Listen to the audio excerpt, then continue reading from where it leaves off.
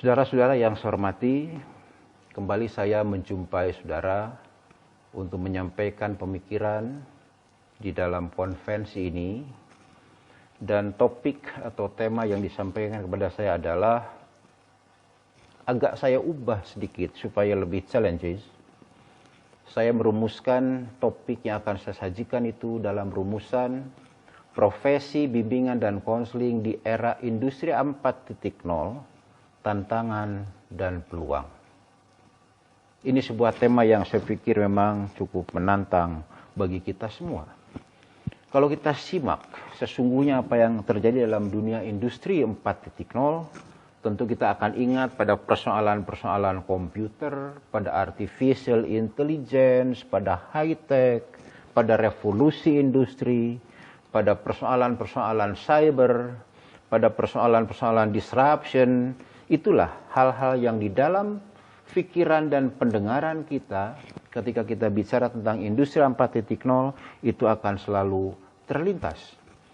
Tentu akan sangat banyak yang bisa kita bicarakan dan kita diskusikan terkait dengan industri 4.0 ini, tetapi saya mencoba membangun sebuah alur fikir yang sekaligus akan menjadi topik diskusi di dalam pembicaraan ini. Yang pertama adalah masalah dan tantangan dari industri 4.0. Yang kedua, perubahan yang terjadi di dalam hakikat kerja dan struktur dunia kerja. Yang ketiga, paradigma baru dari perspektif psikologis tentang bekerja. Yang keempat, paradigma baru tentang pembelajaran manusia. Dan yang kelima, saya akan masuk dan mengajak saudara-saudara untuk sharing pemikiran dalam rekonseptualisasi perkembangan, karir, dan bimbingan dan konseling. Mari kita mulai dengan melihat apa sesungguhnya esensi dari industri 4.0 ini. Persoalan mendasar atau hakikat dasar dari industri 4.0 sesungguhnya adalah yang disebut dengan smart factory, yaitu sebuah pabrik yang komplit sebagai sebuah pendekatan baru untuk melakukan sebuah produksi. Oleh karena itu visi esensial dari 4.0 sesungguhnya terletak pada yang disebut dengan Internet of Things dan Internet of Services. Artinya internet tentang segala hal dan internet tentang segala layanan. Ini membawa arti bahwa di dalam dunia industri 4.0, konektivitas antar manusia, antar benda, dan antar mesin itu akan harus terjadi setiap saat dan terjadi di mana-mana. Kemudahan dan kelancaran dari proses produksi, transportasi, dan perlengkapan itu harus terjadi dalam sebuah kooperasi sehingga mampu untuk menciptakan produksi dengan tahapan-tahapan yang lebih baik. Itu adalah esensi visi dari 4.0. Kalau kita lihat industri 4.0 ini sesungguhnya fokusnya pada sebuah manufaktur atau proses memproduksi benda, proses memproduksi hasil-hasil industri. 4.0 ini merupakan sebuah tahapan yang telah dilewati dalam sebuah proses. Kalau kita ingat-ingat kembali, melirik ke belakang, maka kita akan ingat bahwa dunia industri itu diawali dengan penggunaan atau proses-proses yang sangat mekanik dengan menggunakan tenaga uap dan air. Ketika itu manusia membuat tenun misalnya tekstil kain dengan menggunakan kekuatan uap dan air yang dilakukan secara mekanik. Itu pada abad ke-17. Menjelang akhir abad 19 atau awal abad 19 tahun 1923 itu ditemukan mesin dan di situ terjadi revolusi industri kedua.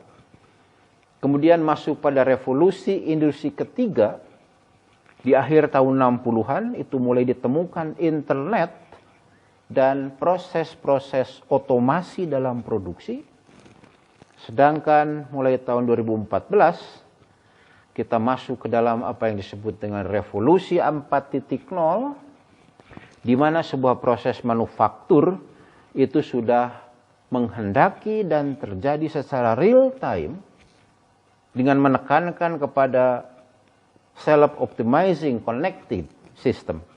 Artinya di sini dibangun atau terjadi dalam sebuah proses konektivitas sistem, namun tampaknya tidak berhenti di situ, karena apa yang terjadi dalam pemikiran-pemikiran di Jepang dengan apa yang disebut dengan Society 5.0 itu merupakan langkah lanjut dari apa yang saat ini sedang kita hadapi dengan apa yang disebut revolusi 4.0. Nah, oleh karena itu, ini akan ada dampak dari revolusi ini, karena ini akan diperhadapkan produk-produk baru versus produk-produk yang existing saat ini. Akan terjadi disrupsi setiap saat, hanya perubahan setiap saat terjadi, dan ini berimplikasi kepada diperlukannya persyaratan-persyaratan baru untuk memasuki dunia kerja dan infrastruktur. Nah, kalau kita lihat dalam tayangan ini, esensi dari industri 4.0 adalah sebuah konektivitas seperti saya katakan tadi, dan teknologi dasar yang ada di situ adalah hardware komputer, hardware produksi, software untuk produksi, sistem, dan interface yang itu akan menghubungkan, yang akan membangun sebuah konektivitas di antara berbagai teknologi-teknologi dasar itu. Dan di dalam dunia ataupun keadaan semacam ini maka akan ada dunia yang harus dikoneksikan, yaitu dunia cyber atau dunia maya dengan segala kecanggihannya, dan dunia fisik ini sebagai hal yang harus disiapkan agar apa yang terjadi dalam proses produksi atau manufaktur tadi itu bisa berjalan dengan baik dan sebagaimana mestinya. Manfaat apa yang akan bisa kita ambil dari industri 4.0? Ada 4. Pertama, ini optimasi biaya yang akan menekankan kepada efisiensi, sehingga ini akan mengurangi kebutuhan atau biaya untuk tenaga manusia. Kesempatan baru akan terbuka dalam dunia kerja, akan membangun efisiensi operasional yang lebih besar, dan berbagai faktor internal yang akan membangun daya kompetisi yang lebih tinggi ataupun yang akan melahirkan keuntungan baik bagi pemerintah maupun bagi pihak-pihak lain, serta mungkin insentif-insentif yang diberikan oleh pemerintah.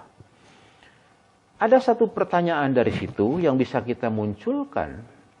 Bagaimana kita menderive skill atau bagaimana kita mendorong munculnya, memperoleh keterampilan-keterampilan, menyiapkan keterampilan yang dikehendaki oleh industri 4.0. Sebuah framework bisa kita kembangkan dengan majukan pertanyaan-pertanyaan pokok. Yang pertama adalah perubahan apa yang akan dibawa oleh industri 4.0. Bagaimana tugas-tugas itu akan berbeda pada masa yang akan datang. Dan keterampilan apa yang dipersyaratkan untuk memasuki dunia industri 4.0.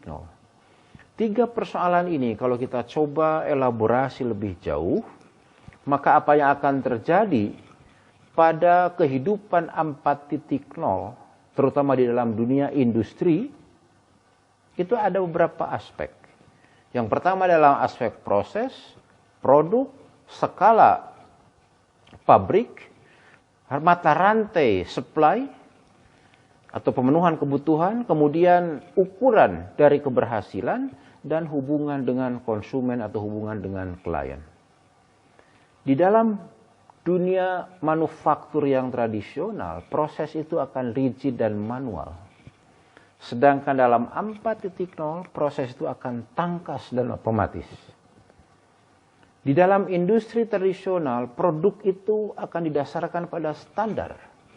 Jadi produk itu harus dihasilkan dalam standar yang sama dan masif. Sedangkan dalam industri 4.0, produk itu akan lebih berorientasi pada kebutuhan personal, kebutuhan individual, sehingga sifatnya customized. Skala pabrik pada manufaktur tradisional diperlukan pabrik besar yang sifatnya itu terpusat. Tapi dalam industri 4.0, pabrik itu kecil saja, bahkan mungkin tak jelas pabriknya, dan terdesentralisasi dalam hal lokasi. Dalam mata rantai supply, dalam tradisional manufacturing, itu akan terjadi stok yang amat luar biasa yang harus terencana, sehingga tak boleh itu kekurangan stok. Tapi dalam industri 4.0 itu akan sangat dinamis karena memang bersifat personal individual, dan tentu ini akan bisa diprediksi tentang kebutuhan-kebutuhan itu. Sehingga tak perlu ada stok banyak-banyak. Ukuran keberhasilan dari manufaktur tradisional itu terjadinya biaya rendah dan efisiensi tinggi, tetapi dalam industri 4.0 yang penting itu high return on capital. Jadi dengan kembalinya modal itu berarti sudah menunjukkan keberhasilan yang luar biasa. Sementara dalam hubungan dengan konsumen atau klien, dalam industri tradisional hubungan itu tidak langsung, rendah, terbatas, sedangkan dalam industri 4.0 hubungan itu langsung dan amat tinggi intensitasnya. Beberapa perubahan ini tentang otomasi produksi, predictive maintenance, connected machine, 3D printing, adanya printer atau mencetak 3 dimensi, sehingga model-model itu tidak harus diutak-atik lebih jauh karena sistem sudah membangun sekaligus melahirkan model 3 dimensi. Big data ini yang akan menghimpun seluruh data secara akumulatif, secara historis, yang akan digunakan untuk mengambil keputusan dan perencanaan ke depan. Smart transportation yang ini akan sangat kompak, ya, karena ini otomatis. Kemudian networking yang amat luas dan terorganisasi dengan baik. Dan ini ada simulasi-simulasi produk karena memang ini harus customize sesuai dengan kebutuhan. Nah, bagaimana tugas-tugas masa yang akan datang ini? Bisa kita lihat perbedaannya. Dalam industri 3.0 itu lebih menekankan kepada peranan-peranan layanan yang didasarkan atas manufaktur yang otomatis atau proses memproduksi yang otomatis. Sehingga tugas di situ akan relatif lebih mudah, akan terjadi pengulangan-pengulangan tugas atau repetitive task, sifatnya akan mengamati proses produksi dan mungkin menghentikan jika terjadi kekeliruan, dan proses itu berdasarkan standar. Sehingga produk itu amat standardized. Sementara pada industri 4.0 itu ditekankan pada driving rule. Artinya ini menekankan kepada membangun peranan-peranan atas dasar data. Sehingga dasar itu adalah database manufacturing. Oleh karena itu, pekerjaan di situ akan, atau tugas dalam industri 4.0 akan lebih menekankan kepada memantau pekerjaan mesin atau memantau kinerja mesin, memantau atau mendeteksi kekeliruan, dan bahkan ini harus mencegahnya, kemudian mengambil keputusan dengan cepat apa yang harus dilakukan supaya produksi ini tetap berjalan, dan yang lebih penting adalah preventive maintenance, bersifat memelihara yang sifatnya itu preventif, sehingga dengan demikian proses produksi itu by system itu akan jalan terus. Nah, kalau kita lihat keterampilan yang dikehendaki, ini yang ketiga tadi persoalannya, keterampilan apa yang diperlukan untuk bisa bekerja atau melaksanakan tugas-tugas di dalam dunia industri 4, ada 3 rumpun. Pertama ini kecakapan yang akan menyangkut kecakapan kognitif, kecakapan fisik, dan kecakapan sistem. Artinya kecakapan sistem itu sifatnya menggunakan pikiran-pikiran yang memerlukan kaitan antara berbagai pemahaman dan pengetahuan, mungkin bersifat judgment atau sistem analisis. Kemudian yang kedua itu keterampilan dasar yang menyangkut keterampilan isi, keterampilan proses, dan kompleks problem solving skill. Dalam konteks pembelajaran kita mengenal dengan HOTS, higher order thinking skill. Di sini sesungguhnya dipelajari sebagai kecakapan dasar. Dan di rumpun yang ketiga adalah cross functional skill, artinya kecakapan yang akan menyangkut interaksi, kecakapan sosial, kecakapan berkomunikasi, kecakapan memanage berbagai sumber daya, dan kecakapan-kecakapan teknis yang diperlukan di dalam proses manufaktur. Tentu semua kecakapan ini harus dimiliki oleh manusia di era industri 4.0 untuk mempersiapkan dirinya masuk ke dalam dunia kerja di era 4.0. Esensi di dalam industri 4.0 itu sesungguhnya itu akan memperhadapkan dunia industri ataupun manusia ke dalam 3 hal utama. Yang pertama itu bagaimana menemukan tenaga-tenaga kerja yang terampil. Yang kedua, bagaimana ini menghadapi tenaga kerja yang eksis pada saat ini karena mungkin kecakapannya sudah tidak cocok lagi dengan perubahan dan tuntutan dunia baru. Dan yang ketiga, bagaimana ini program mengembangkan keterampilan secara berkelanjutan. Nah, oleh karena itu, tantangan dunia industri 4.0 terkait dengan pengembangan kecakapan itu yang disebut dengan upskilling, yaitu meningkatkan kecakapan pekerja, reskilling, yaitu melatih kembali apa yang mungkin harus dikuasai oleh pekerja. Yang keempat, continuous learning, artinya setiap pekerja harus diberi kesempatan untuk belajar secara terus-menerus. Dan yang keempat adalah perubahan mindset, keterbukaan, yang tadi saya singgung juga di depan, bagaimana kita harus membangun diri atau menyiapkan diri dalam keterbukaan tata fikir atau mindset.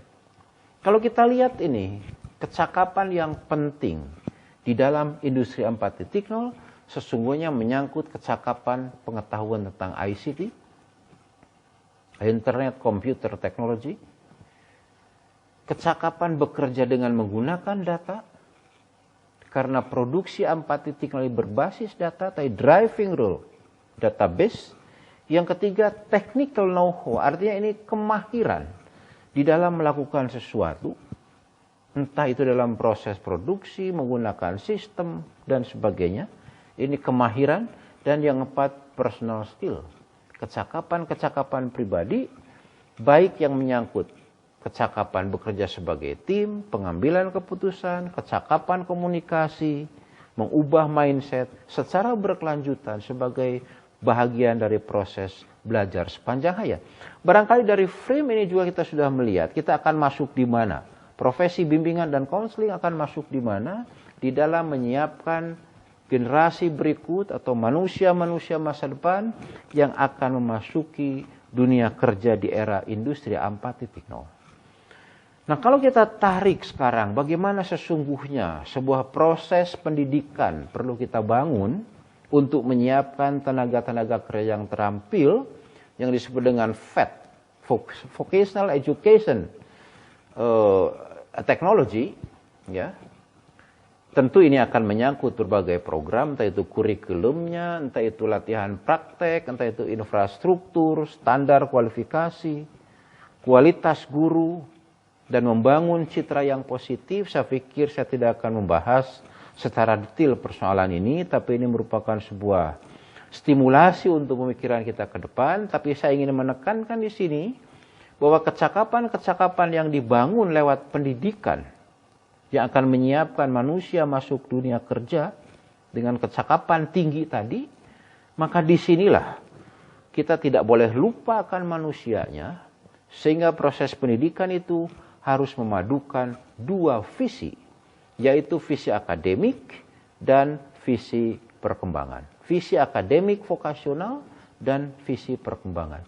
Artinya pendidikan itu harus secara sekaligus terintegrasi, membangun kecakapan akademik dan vokasional sebagai kecakapan-kecakapan kerja, tetapi juga menyiapkan manusia berkembang sebagai manusia, sehingga tetap dia eksis sebagai manusia yang utuh. Barangkali di situ bimbingan akan mulai masuk sebagai sebuah layanan yang tidak terpisahkan dari proses pendidikan.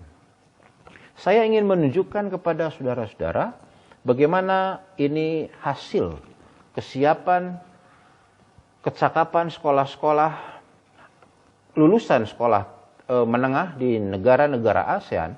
Ya. Bisa kita lihat di sini bahwa Indonesia kurang dari 40% lulusan sekolah menengah itu dinilai memiliki kecocokan di dalam memasuki dunia kerja. Sementara yang tertinggi itu diduduki oleh Singapura.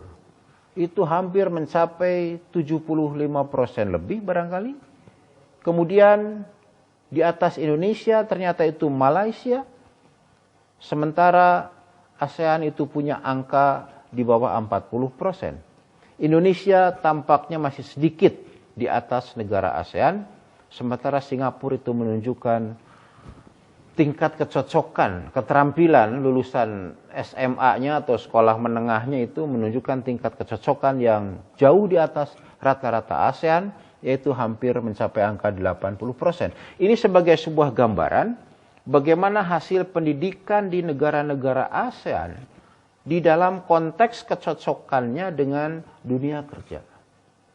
Ini mengapa penting? Karena memang kita akan memasuki dan sudah ada pada pasar global yang antara lain kita sebut dengan masyarakat ekonomi ASEAN.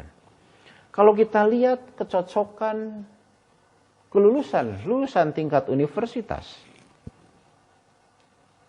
angka ASEAN rata-rata itu di sekitar 60% tingkat kecocokannya. Atau barangkali itu lebih dekat kepada angka 53-55%. Sementara Singapura itu mencapai angka di atas 80%. Filipina ini lebih tinggi dari Indonesia, itu sedikit di bawah Singapura. Mungkin 80%, Singapura di atas 80%. Malaysia ini tampaknya akan di angka 50%-an. Sementara Indonesia sekitar 40%, dan ternyata Indonesia kok lebih rendah dari Laos. Laos sedikit lebih tinggi dari Indonesia. Ini kan sebuah tantangan bagaimana kita menyiapkan lulusan perguruan tinggi ke depan ini bisa lebih skillful dan punya kesiapan tinggi untuk memasuki dunia kerja, untuk memasuki dunia usaha, dan ini merupakan tantangan bagi kita semua dalam meningkatkan mutu maupun relevansi pendidikan di era industri 4.0 ini. Nah, tentu saja kita sebagai bahagian dari negara ASEAN ini akan harus kita lihat apa yang akan dan barangkali sudah terjadi sampai saat ini, bahwa yang disebut dengan ASEAN Economic Community itu kan sesungguhnya akan menjadikan ASEAN ini sebagai sebuah single market and production base, artinya dimanapun barang itu diproduksi tentu ini akan menjadi sebuah produksi yang bisa mengalir ke banyak pihak, banyak negara, yang juga di sini akan membangun kompetisi ekonomi secara regional, tetapi ini diharapkan akan mendorong keseimbangan, akan mendorong satu sama lain dalam kesamaan pertumbuhan ekonomi sehingga tidak ada ketimpangan antara negara satu dengan yang lain, yang pada akhirnya ASEAN sebagai sebuah regional ini bisa sama-sama masuk ke dalam global economy. Tentu saja di sini diperlukan kerjasama antara negara-negara ASEAN yang akan menyangkut political will, akan menyangkut koordinasi dan mobilisasi sumber-sumber daya, akan menyangkut kesepakatan-kesepakatan yang harus diimplementasikan, tentu dengan penuh disiplin, akan menyangkut capacity building masing-masing sumber daya yang ada pada setiap negara, termasuk juga penguatan kelembagaan, dan tentu saja ini hubungan, konsultasi, pembicaraan antar pemerintah maupun pihak swasta di dalam meningkatkan kehidupan ekonomi ASEAN. Tapi semua ini, poin penting dalam perspektif kita adalah bagaimana menyiapkan manusianya untuk bisa masuk, berkiprah, ambil bagian, dan bisa bekerja dalam dunia ekonomi, dunia kehidupan seperti itu. Saya ambil ini ASEAN ini sebagai case karena kita ada di dalam kawasan itu dan posisi Indonesia kira-kira seperti apa yang saya gambarkan tadi. Ini akan bisa kita lihat dari kecenderungan GDP. Indonesia itu yang warnanya itu abu-abu, yang paling bawah. Dan kita lihat itu peningkatan dari tahun ke tahun, mulai 2008 sampai 2018, itu puncaknya itu bisa dikatakan datar-datar saja. Ini berarti kan tidak terjadi peningkatan GDP yang signifikan. Terjadi tapi tidak signifikan jika dibandingkan dengan misalnya Singapura yang berwarna violet, atau barangkali itu yang berwarna biru itu adalah Thailand. Cukup bagus ini peningkatan GDP-nya. Nah, ini mengapa? Tentu ini banyak faktor, tapi saya pikir antara lain ini tentu hal-hal yang saya gambarkan tadi, dan dalam konteks pendidikan adalah kecakapan atau skills yang dikuasai oleh para lulusan sekolah, baik sekolah menengah ataupun perguruan tinggi. Nah, saudara-saudara yang saya hormati, sekarang saya ingin masuk ke dalam telaahan apa implikasi dari itu semua kepada pendidikan, khususnya kepada bimbingan dan konseling. Karena bimbingan dan konseling banyak berurusan dengan pengembangan potensi manusia, dan sementara manusia sekarang diperhadapkan kepada dunia kerja dengan segala tuntutan yang saya gambarkan tadi, maka pertanyaannya bagaimana perspektif psikologis tentang dunia kerja pada era industri 4.0. Ada beberapa asumsi, nanti rujukannya itu bisa ditelaah belakangan. Yang pertama bahwa ketika kita melihat esensi kerja itu harus dipandang inklusif. Artinya setiap orang itu yang akan kerja dan mau kerja itu tentu ini akan bisa terjadi di seluruh dunia secara global, inklusif. Yang kedua, pada saat ini pengalaman kerja dan pengalaman non kerja ini merupakan satu keutuhan. Jadi tak ada batas yang diskrit antara pengalaman kerja dan pengalaman non kerja. Yang kedua, itu kerja itu akan melibatkan usaha atau kegiatan manusia di dalam marketplace. Jadi tidak hanya sekedar kerja di tempat kerja atau di pabrik, tapi di dunia pasar pun itu merupakan bagian dari pekerjaan. Yang berikut ini, pekerjaan saat ini akan berorientasi kepada pemenuhan 3 kebutuhan mendasar, yaitu kebutuhan untuk survive, bertahan, kebutuhan untuk koneksi sosial, berhubungan dengan orang lain, dan kebutuhan untuk self-determinasi, menentukan diri sendiri, menentukan kepastian diri, dan mengambil keputusan sendiri. Nah, oleh karena itu, di dalam membangun konstruk psikologis bekerja dalam dunia industri 4, memang kita harus menelaah persoalan-persoalan yang relevan, baik yang terkait dengan sosial, ekonomi, politik, maupun kekuatan-kekuatan historis. Karena itu akan terkait dengan persoalan mungkin kemudahan ataupun konstrain-konstrain yang dialami oleh seseorang di dalam proses bekerja. Sebuah pemikiran ini yang dikembangkan, ya. Nanti sumbernya bisa kita rujuk. Ini sudah saya singgung tadi bahwa pekerjaan ini atau bekerja ini terarah kepada pemenuhan 3 kebutuhan. Kebutuhan survival, kebutuhan social connectivity, dan kebutuhan self-determinasi, yang pada akhirnya bekerja itu akan membawa manusia kepada kondisi work fulfillment, artinya bekerja untuk memenuhi kebutuhan tadi yang akan membawa manusia kepada kondisi well-being, sejahtera, atau bahagia. Kalau kita lihat dalam sebuah teori yang kita kenal selama ini, misalnya teori Maslow, dengan hierarchy of needs, ya, bisa kita petakan juga bahwa dalam konteks revolusi industri 4, kebutuhannya meningkat. Tadi bekerja itu lebih terfokus secara personalized, bergerak dari benda kepada kita dan kepada saya. Maka bekerja di era industri 4, kalau kita lihat dari perspektif teori Maslow, itu akan lebih berfokus kepada aktualisasi diri, aktualisasi orang lain juga, ekspresi dan posisi atau status. Sehingga ini lebih masuk ke dalam aktualisasi diri yang sifatnya akan mungkin lebih subjektif, lebih personalized, dan di situ orang harus mampu mengambil keputusan, daya adaptasi tinggi, karena perubahan begitu cepat, tetapi dia akan tetap mampu untuk menunjukkan kinerja yang baik yang didasarkan kepada kreativitas dan dinamika berpikir.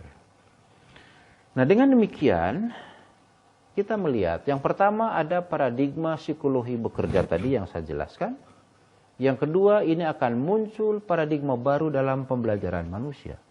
Sebuah konsep di sini dicoba ditawarkan yang disebut dengan konsep real life system, RLS, dan will, yaitu work integrated learning. Artinya, proses pendidikan saat ini mestinya mempertimbangkan dan membawa proses dan dunia pendidikan itu secara terintegrasi yang di dalamnya mengandung proses belajar, proses hidup, dan proses bekerja.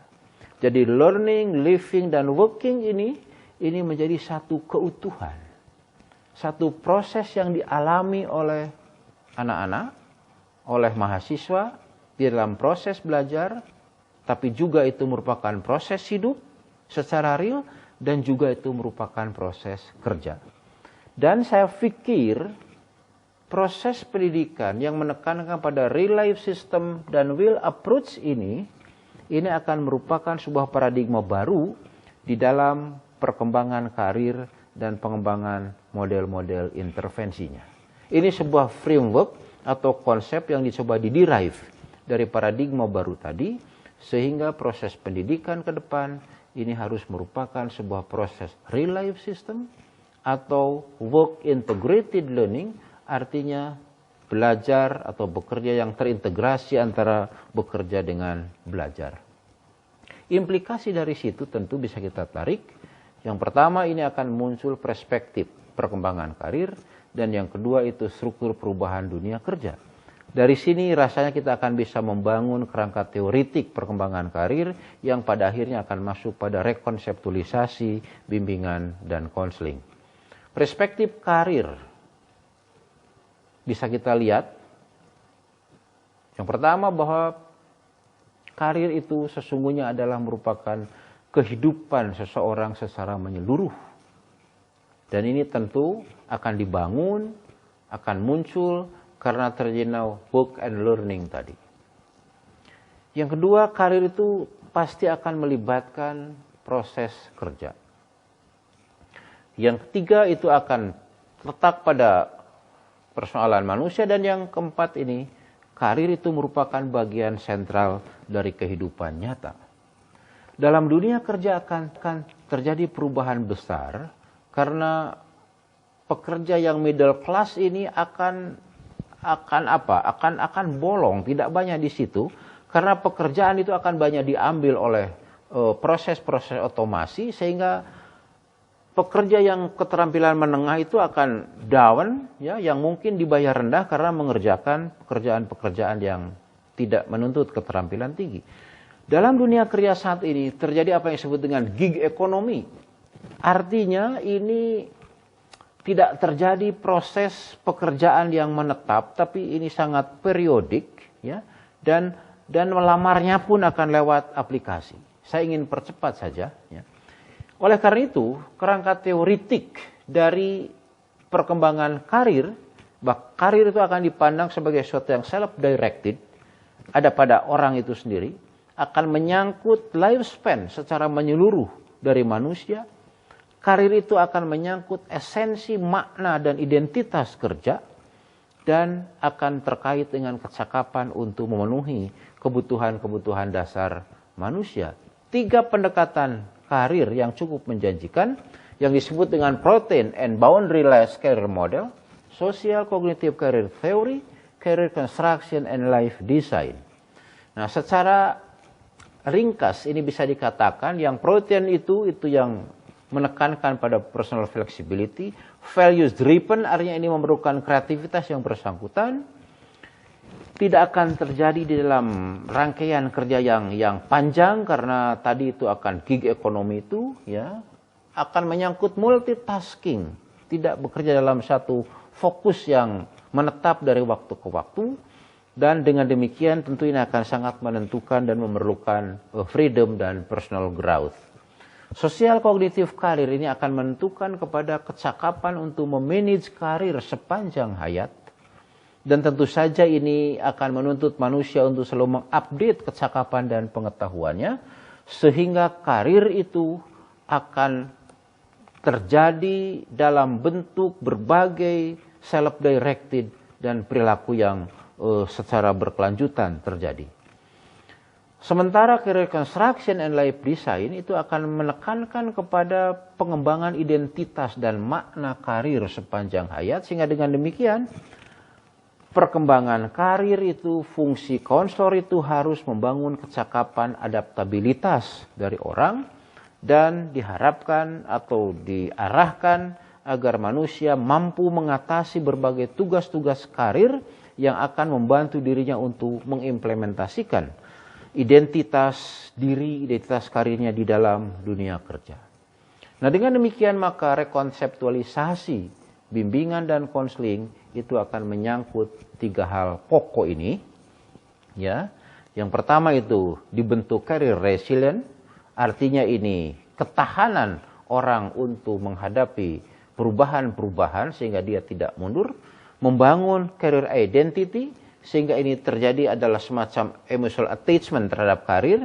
Dia merasa senang, merasa terinternalisasi. Dan adanya career planning dan maintenance, artinya ada kecakapan untuk merencanakan karir dan memelihara karir sehingga karir itu tidak hilang dari dirinya. Ini saya pikir yang akan harus dibangun intervensi-intervensi bimbingan dan konseling dalam konteks era 4.0. 3 komponen tadi, resilient, identitas karir, dan kecakapan memelihara karir sepanjang hayat. Teknik intervensi yang mungkin dilakukan dalam bimbingan dan konseling yang disebut dengan teknik naratif yang bersifat kontekstual, personalized, sharing, kolaborasi. Ini bukan sesuatu yang individual, tetapi dalam prosesnya akan terjadi sebuah tahapan yang disebut dengan structuring, psychological dialogue, dan personalizing and reinforcing. Artinya di sini akan dihadapkan pada persoalan-persoalan suasana sebagai simulasi, membangun kecakapan, pikiran, dan mindset melalui dialog, dan proses internalisasi dan penguatan-penguatan cara berpikir dan perilaku baru lewat proses-proses intervensi yang naratif tadi. Oleh karena itu, mengapa ini naratif? Karena ini akan merupakan metode efektif untuk memberikan penguatan di dalam proses membangun daya adaptasi, jati diri, ataupun penguatan manajemen karir sebagai proses bahagian dari pendidikan dan layanan bimbingan dan konseling. Oke, sampai sini kita sudah bicara implikasi Industri 4 kepada bimbingan konseling, khususnya bimbingan karir, tetapi saya kembali sampaikan bahwa ini tidak berhenti di situ. Ada yang disebut dengan masyarakat 5.0 yang ini akan membawa berbagai perubahan, tapi esensinya ini akan menjadikan kehidupan manusia semakin smart dengan menggunakan big data, ya. Dan oleh karena itu ini akan semakin diperlukan kreativitas manusia di dalam mengambil berbagai keputusan, sehingga manusia dengan menggunakan data tadi, dengan kecerdasan tadi, dengan teknologi tadi, itu bisa menjadikan hidupnya lebih sejahtera, lebih makmur, dan tentu ini lebih bermakna. Kalau kita lihat dari visi UNESCO 2030 tentang Sustainable Development Goals, maka masyarakat 5.0 ini pun akan terkait, dan tentu secara detail saya tidak perlu menjelaskan di sini. Ini nanti sebagai bahagian dari stimulasi saja untuk melaksanakan kajian-kajian lebih lanjut. Baiklah Ibu Bapak Saudara-saudara, saya pikir itulah yang bisa saya sampaikan dalam kesempatan ini sebagai sebuah paparan dan stimulasi berpikir. Tentu akan banyak hal kekurangan yang saya sampaikan tadi karena saya tidak menguasai tentang industri 4.0. Saya mencoba melihat dari berbagai referensi yang relevan, tetapi yang saya coba tarik adalah implikasi dari situ semua terhadap layanan bimbingan dan konseling, cara berpikir tentang BK, dan bagaimana BK ke depan dalam konteks membangun pendidikan dengan menggunakan real life system atau work integrated learning tadi. Semoga ini merupakan stimulasi bagi ibu bapak semua di dalam membangun profesi BK ke depan yang lebih bermartabat dan lebih bisa diakui serta berkiprah di dalam memberikan bimbingan kepada anak-anak kita menyiapkan diri memasuki industri 4.0. Terima kasih. Assalamualaikum warahmatullahi wabarakatuh.